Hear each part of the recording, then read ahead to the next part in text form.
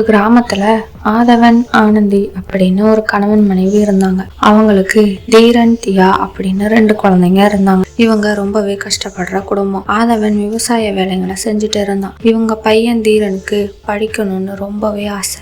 ஆனா இவங்க கிட்ட பணம் இல்லாததுனால அவனால ஸ்கூலுக்கு போக முடியல. இதனால அவன் அவங்க அப்பாவுக்கு உதவியா விவசாய வேலைகள் செய்யறது, ஆடுகள் மேய்க்கிறது அப்படின்னு ரொம்பவும் உதவியா இருப்பான். ஒரு நாள் தீரன் பக்கத்து கிராமத்துக்கு போயிருந்தான். அங்க ஒரு ஸ்கூல் இருந்ததுனால தீரன் ஏக்கத்தோட அந்த ஸ்கூலுக்கு வெளியில நின்று பாத்துக்கிட்டு இருந்தான். தீரன் ஸ்கூலுக்கு வெளியில நின்று பாக்குறத அந்த ஸ்கூலோட தலைமை ஆசிரியர் பார்த்தாரு. அவரு தீரனை பார்த்து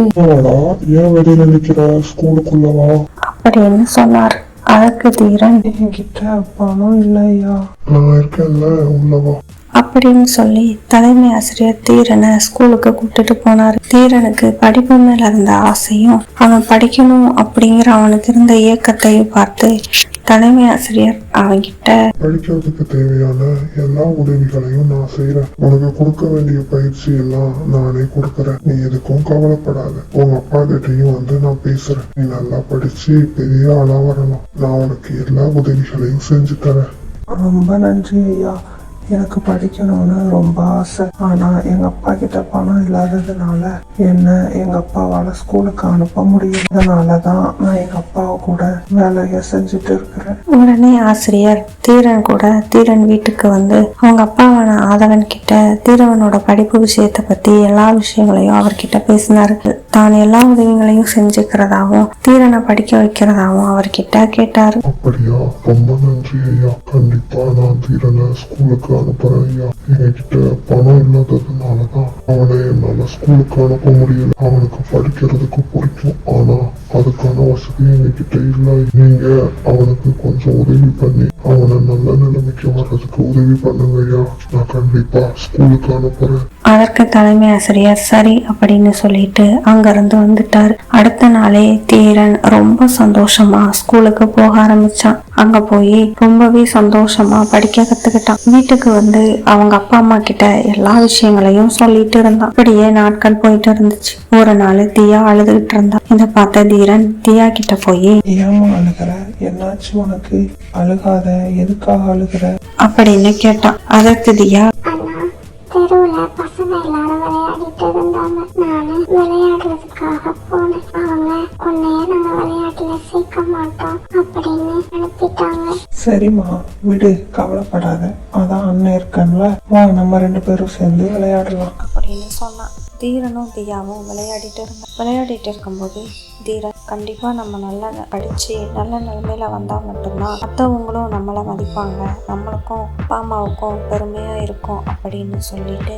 யோசிச்சுட்டு இருந்தான். தீரன் ஒரு நாளும் ஸ்கூலுக்கு போய் ரொம்ப ஆர்வமா சந்தோஷமா படிச்சுட்டு வந்தான். இப்படியே நாட்கள் போயிட்டு இருந்துச்சு. ஒரு நாள் தீரனோட அப்பாவான ஆதவனுக்கு உடம்பு சரியில்லாம ஆயிருச்சு. உடனே அவர் தீரனை கூப்பிட்டு இங்க பாருப்பா, எனக்கு உடல்நிலை மோசமா இருக்குது. என்னால வேலைகளை செய்ய முடியல. அதனால நம்மளோட விவசாய நிலத்தை நீ தான் பாத்துக்கணும். அம்மா தங்கச்சி நீ தான் பாத்துக்கணும். மருத்துவ செலவுக்கும் பணம் தேவைப்படுது. அதனால நீ ஸ்கூலுக்கெல்லாம் போக வேண்டாப்பா, வந்து வேலைக்கு போப்பா.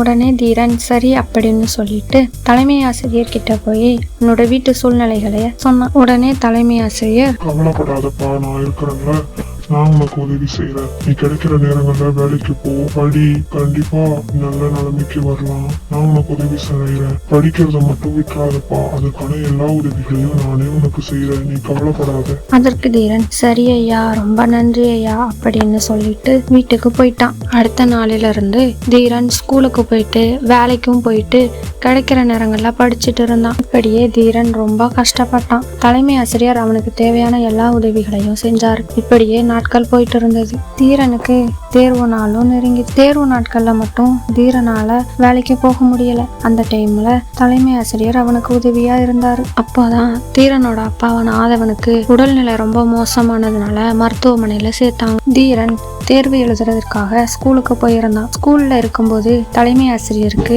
ஒரு போன் கால் வந்தது.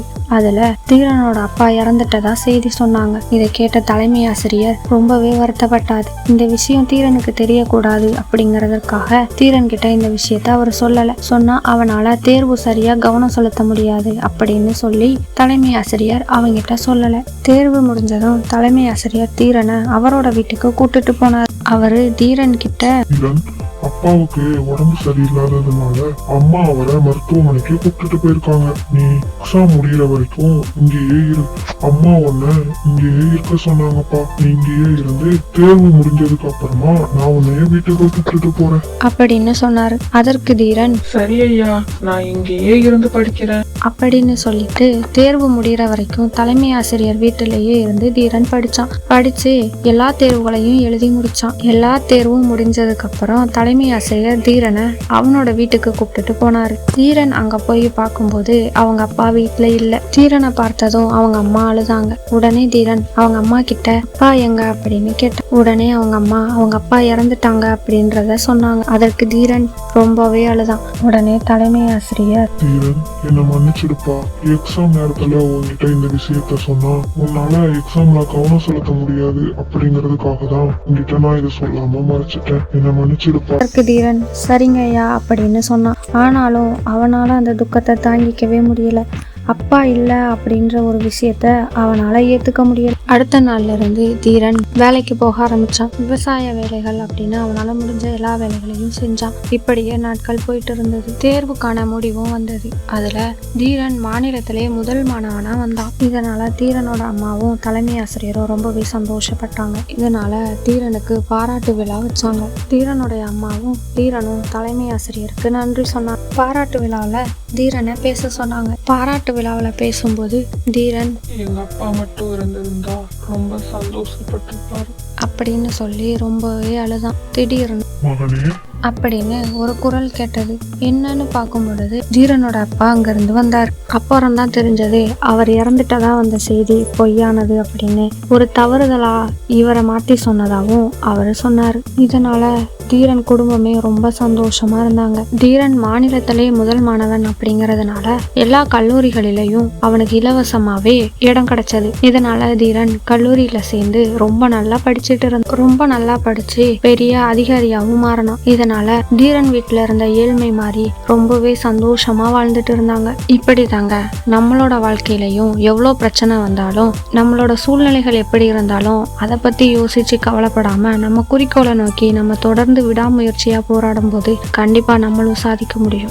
இந்த வீடியோ உங்களுக்கு பிடிச்சிருந்துச்சு அப்படின்னா லைக் பண்ணுங்க, ஷேர் பண்ணுங்க, கமெண்ட் பண்ணுங்க. இது மாதிரியான வீடியோக்களுக்கு நம்ம சேனலை சப்ஸ்கிரைப் பண்ணி பெல் ஐக்கானை கிளிக் பண்ணி ஆளுங்கிறத கொடுங்க. அப்பதான் நம்ம போடுற வீடியோஸ் எல்லாமே உங்களுக்கு உடனே நோட்டிஃபிகேஷன்ல வரும். நெக்ஸ்ட் வீடியோல பார்க்கலாம். தேங்க்யூ, பாய்.